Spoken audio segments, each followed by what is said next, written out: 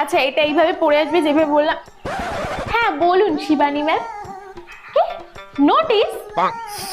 এটা আমার ক্লাসে এই যে নোটিশ গুলো কেন পাঠায় কে জানে?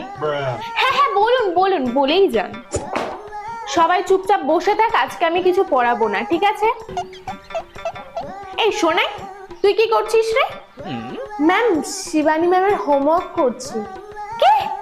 শিবানী ম্যামের হোমওয়ার্ক আমার ক্লাসে একদম চলবে না। চুপচাপ বসে থাকো, নইলে গল্পের বই পড়ো। আমার ক্লাসে কিন্তু এসব একদম চলবে না। এইভাবে অঙ্কটা তোদের কে শিখিয়েছে রে? কি? শিবানী ম্যাম। এই জন্য এত কঠিন ভাবে তোদের অঙ্কটা শিখিয়েছে।